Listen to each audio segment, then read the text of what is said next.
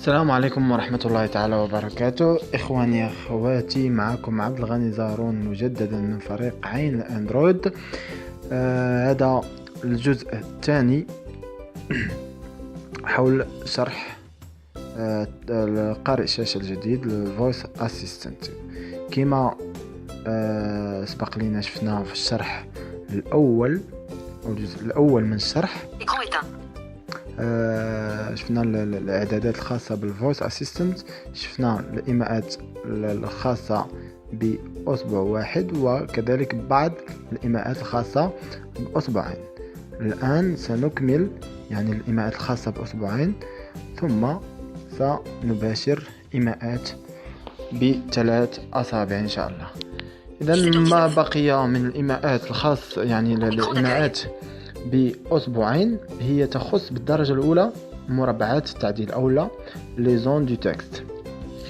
نبدأ على بركة الله، نمشيو لإن زون دو تكست أو لا مربع التعديل، نمشيو للواتساب عن أندرويد، نفتحو المربع التعديل، طابي ميساج، نكتبو ان ميساج باش نقدروا نكتبو واحد لو تكست باش نقدروا نص ان شاء الله، باش نقدروا يعني تكست اللي هو صغير باش نقدروا ان شاء الله نعدلوا فيه ونشوفوا كاع التعديلات يعني اللي يمكننا نقوم بها بمساعدة قارئ الشاشة الفويس اسيستنت. نكتبوا B majuscule 9 supprimer O N H J O U R espace bonjour M E S espace V A J M I S bonjour mes amis espace ami. alors احنا كتبنا نص صغير بغينا نعدلو عليه.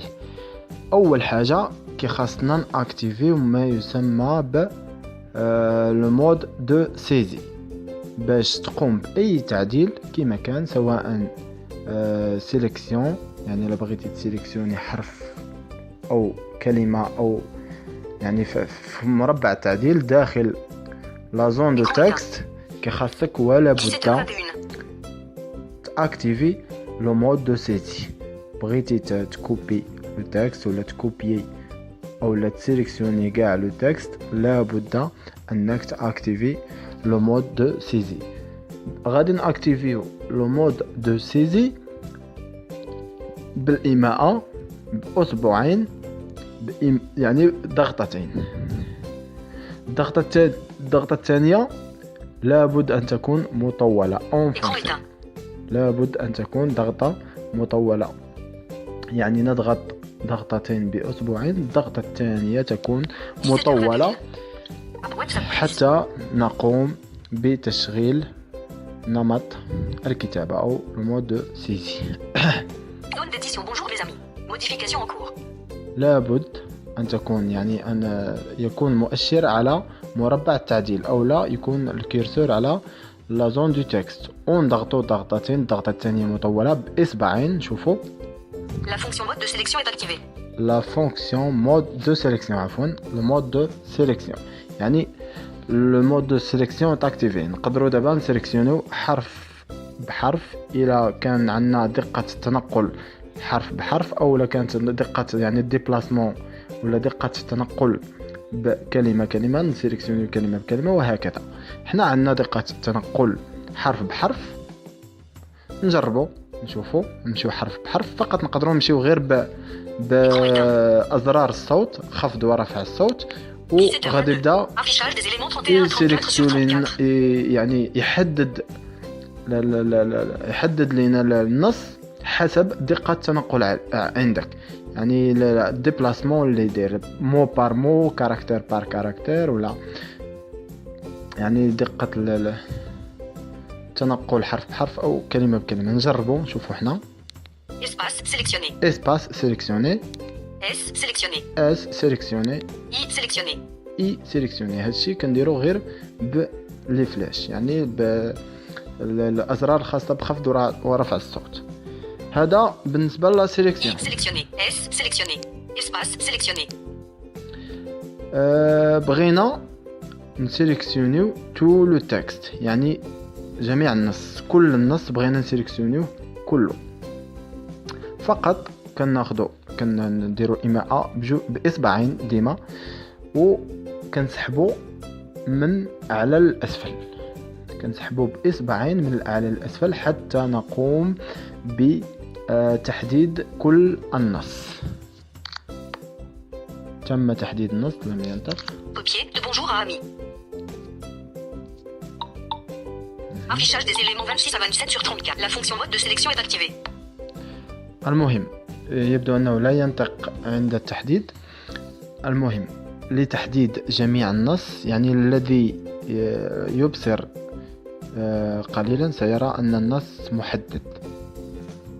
فقط قم بسحب إصبعين من الأعلى إلى الأسفل حتى تقوم بتحديد كل النص.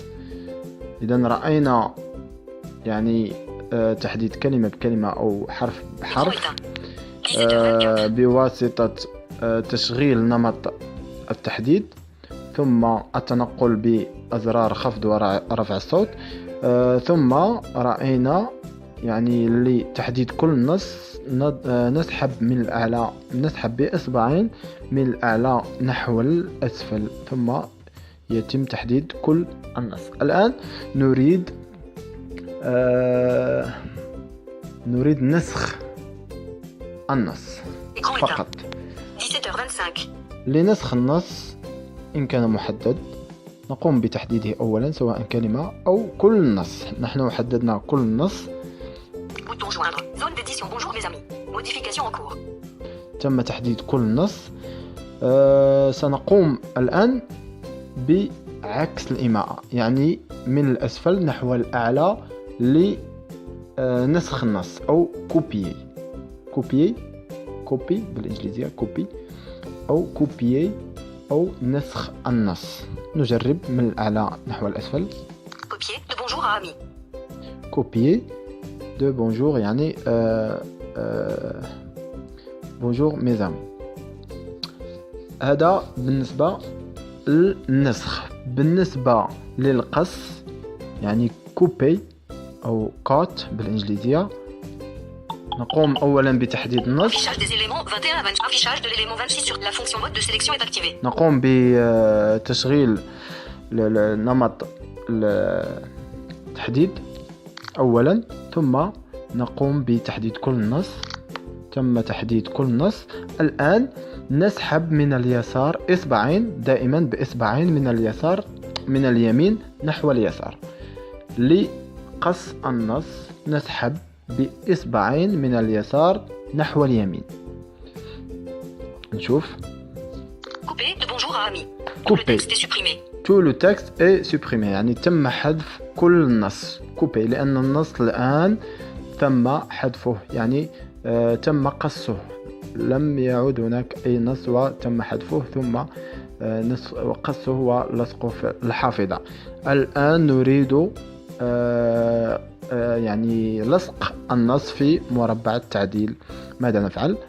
نقوم بعكس الإيماء دائما، نقوم بسحب أصبعين من اليسار نحو اليمين، للصق النص أو كولي بيست بالإنجليزية.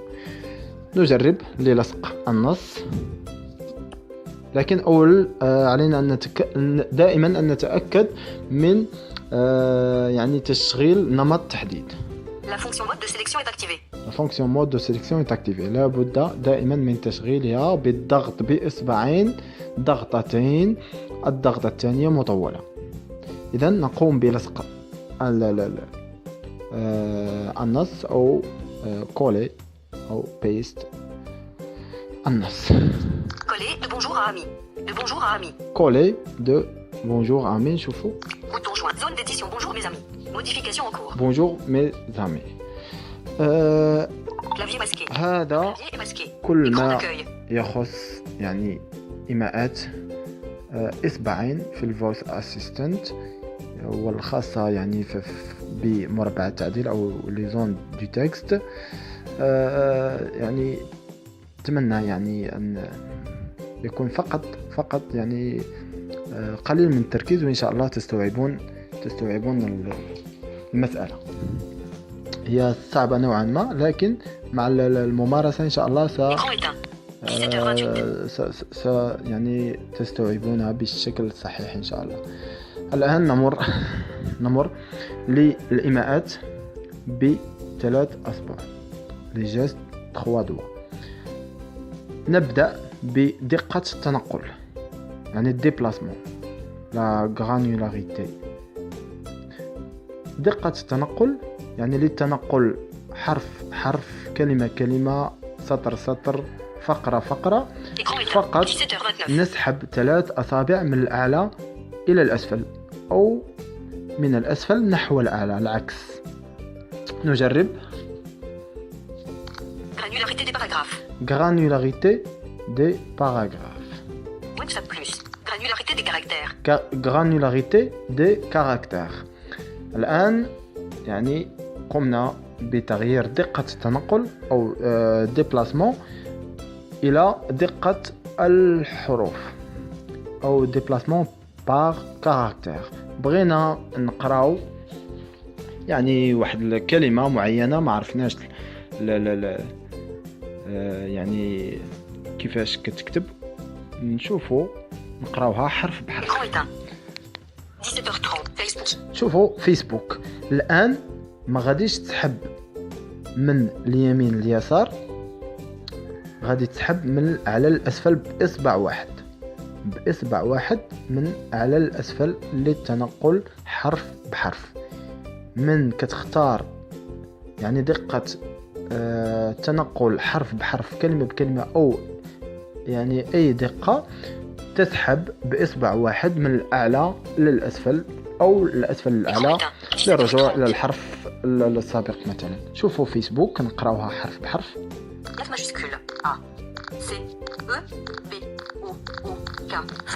من الأعلى إلى الأسفل بإصبع واحد. نرجعوا العكس، من الأسفل للأعلى باش نرجعوا للحرف السابق. ديبي كيقولك ديبي في ديبي وفا في لا فان كيقولك فان يعني نهاية العبارة أو الكلمة. هذا بالنسبة لا غرانولاريتي ولا دقة التنقل، يعني كنغيروها كما قلنا من بسحب 3 أصابع من الأعلى للأسفل أو من الأسفل للأعلى باش نختاروا دقة التنقل أو ديبلاسمون بار كاركتير، دقة تنقل حرف كلمة أو الأسطر أو الفقرات. ومن كنختاروا دقة التنقل أو لا ديبلاسمون غرانولاريتي، من كنختاروها فقط كنسحبوا بإصبع واحد من الأعلى للأسفل، كنسحبوا بإصبع واحد من الأعلى للأسفل باش نقراو كلمة بكلمة حرف بحرف أو ما غير ذلك. دابا غنتقلوا المني رابيد أو البانو دو كوموند اللي شبيه يعني بالشان بلس. كنفتحوه عن طريق سحب 3 أصابع من اليسار لليمين أو اليمين لليسار باش نشوفوا لي زوبسيون اللي كاينين، يعني المسائل اللي كاينين تماك، ومنها الفوليوم اللي شفنا قبيل شفنا يعني في الشرح اللي فات، ومنها لا فيتاس السرعة ومسائل أخرى غادي نشوفوها. ويمكن تشغل مسائل أخرى، يعني تأجوتي أو تضيف مسائل أخرى في إعدادات الفويس أسيستنت في المني رابيد. تمشي لإعدادات الفويس أسيستنت ولا لي بارامتر ديال الفويس أسيستنت وتمشي للمني رابيد، تماك يمكن تضيف مسائل أخرى أو تحذف مسائل أخرى أو تحذف كل شيء كاع، ما يبقاش يطلع المني رابيد. نشوفوا شنو في المني رابيد وشنو اللي اللي انا ضايف، يعني ما اضفت في المني رابيد، نشوف نسحب من اليسار اليمين بثلاث اصابع. Volume 100%. فوليوم 100%، نهبطوا الفوليوم 85-80%. من كنختاروا فوليوم 100% بالسحب من اليسار اليمين. باش نبدلوا القيمه كنسحبوا اصبع واحد، يا اما من الاعلى للاسفل او من الاسفل للاعلى باصبع واحد باش نغيروا القيمه 85-90%. 100%. انا غيرت القيمه بالسحب اصبع واحد من الاعلى للاسفل او من الاسفل للاعلى. نسحبوا ثلاث اصابع، نشوفوا يعني المساله او الميزه المتوفره او الاوبسيون الاخرى اللي كاينه من غير الفوليوم. Saisie rapide activée. سيزي رابيد اكتيفي. سيزي رابيد هو الدوبل كليك. سيزي رابيد هو ان سول كليك، يعني ضغطه واحده في لوحه المفاتيح، يا اما تاكتيفيها يا اما ديزاكتيفيها. الا كانت اكتيفي كتضغط يعني ان سول كليك في الكلافي باش تكتب، والا كانت ديزاكتيفي خاصك تضغط ضغطتين، يعني دوبل كليك في الكلافي باش تكتب. هذه هي لا سيزي رابيد او الكتابه السريعه. Écran éteint. نشوفوا 17h34. لوبسيون المواليه. Retour sonore désactivé. روتور سونور، يعني الا بغيتي تاكتيفي المؤثرات الصوتيه الخاصه بالفويس اسيستنت كتاكتيفيها وديزاكتيفيها. وكما قلت لكم الا بغيتي تغير القيمه فقط كتسحب من الاعلى للاسفل باصبع واحد، او العكس من الاسفل للاعلى باصبع واحد. الا بغيتي تغير اي قيمه من القيم الموجوده في الخاصه بالليزوبسيون اللي كاينين في المني رابيد. Vitesse d'élocution 37%. فيتاس دو لوكيسيون 37%. هنا سرعه الصوت نغيروا قيمتها بال يعني سحب اصبع واحد من الاعلى للاسفل او العكس. نشوفوا 25%. 12%. 0%. 0% وكيبدا يبطأ في السرعه. 12, 20, 37%. 50%. 62, 64, 87%. 100%. 52, 67%. 37% خلوها. هذا بالنسبه لا فيتاس ولا سرعه الصوت. نشوفوا لوبسيون التاليه Écran atténué désactivé. ايكران اتونيي، يعني الناس المكفوفين نهائيا، يعني توتالمون اللي ما يحتاج ليكران كاع يقدر يطفي او يلغي او يغلق يعني سطوع الشاشه، يغلقوا تماما، ما يبقاش الضوء في الشاشه كاع نهائيا. كتاكتيفي ولا ديزاكتيفي بالسحب من الاعلى للاسفل او الاسفل للاعلى باصبع واحد. Écran éteint. نشوفوا ناكتيفيوها غادي يطفى l'écran. La fonction écran atténué est activée. اي تاكتيفي l'écran. ما Messenger كاينش كما Akamai. كتشوفوا Messenger Akamai. l'écran راه يعني Akamai. ما كاينش الضوء. Messenger Akamai.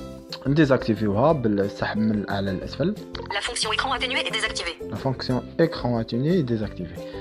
هذا بالنسبه يعني اغلاق الضوء او الشاشه. نشوفوا لوبسيون التاليه Volume 100%. فوليوم 100%، حتى هي نغيروا القيمه ديالو بسحب باصبع واحد من الاعلى للاسفل او من الاسفل للاعلى. Saisie rapide activée. انا تقريبا هاد الشيء، هادو هما لي زوبسيون اللي راني اضفت في المني رابيد. يمكن لك تضيف دوطخ اوبسيون في الاعدادات او في البارامتر ديال فويس اسيستنت في لا فونكسيون مني رابيد. تماك تقدر تضيف مسائل اخرى اللي هي ماشي بزاف، بحال مثلا غران كورسور، يعني المؤشر الكبير، باش تكبر المؤشر ولا تخلي الكورسور كبير. شنو مازال؟ تقريبا هادشي اللي كاين. ما كاينش امور اخرى اللي مهمه. دائما ايماءات بثلاثه اصابع. كنضغطوا ضغطه واحده بثلاث اصابع. الفويس اسيستنت كيقرا لينا ليكران كلها. نجربوا. WhatsApp Plus. Facebook. WhatsApp Plus. Facebook. Messenger. Akamai. Charabs. Horloge. Musique. Quick TTS. Paramètres. Gestionnaire de fichiers. خليناها في جيستيونير دو فيشي. كما قلت لكم ضغطه واحده بثلاث اصابع الفويس اسيستنت كيقرا النافذه كلها بوحديته. كيبدا يقرأ النافذة كلها يعني بشكل اوتوماتيكي بلا تدخل منك. باش تحبسه كما قلنا كتضغط، او لا باش يكف على القراءة كتضغط باصبعين ضغطة واحدة، راه شفناها في الدرس السابق. هذا بالنسبة لضغطة واحدة بثلاث أصابع. 17h38. نضغطوا ضغطتين بثلاثة أصابع الفويس اسيستنت غادي يستأنف القراءة ديالو. فين بقات؟ نشوف نجرب. ضغطتين بثلاثة أصابع الفويس اسيستنت يستأنف القراءة ديالو يعني في النافذة اللي كان ديجا كيقرا. كلانير اباري فوتو. سي كلينر كلانر قلت كلانر. نشوف شنو قبل سي كلينر. كلانير جيستيونير دو فيشي. جيستيونير دي فيشي اللي آخر حاجة نطقها. نستأنفو. كلانير اباري فوتو. واش يوتيوب كروم بلاك مارك بلاي ستور تليفون كونتاكت. هذا بالنسبة للثلاث يعني ضغطتين الفويس اسيستنت كيستأنف القراءة ديالو. بالنسبة للثلاث ضغطات بثلاث أصابع الفويس اسيستنت كيكوبي آخر حاجة نطقها. نمشيو مثلا ميساجين بلس 6 ابليكاسيون. ابليكاسيون. نضغطوا ثلاث ضغطات بالثلاث اصابع الفويس اسيستنت غادي كوبي لينا في الحافظه او غادي ينسخ لينا في الحافظه ابليكاسيون يعني اخر حاجه كنطقها. A majuscule P P L I C A I O N S. Copier dans le presse-papier. كوبي دون لو بريس بابي. لا لاحظتوا كيبدا ينطق او لا كيبدا ينطق اخر حاجه تكوبات كينطقها حرف بحرف دائما، سواء يعني يكون تكست كيما بغى يكون النص كيما بغى يكون كيبدا ينطق الامر اللي او المساله او الكلمه اللي نسخها كينطقها حرف بحرف. 17h40. وكما شفنا يعني في الايماءات الخاصه باصبعين يمكن لك تكوليها بالطريقه اللي شفنا يعني اللي فاتت اللي خاصه بمربعات التعديل او لا لي زون دو تكست. كانت هذه هي تكمله الجزء الثاني او لا الشرح الخاص بالفويس اسيستنت.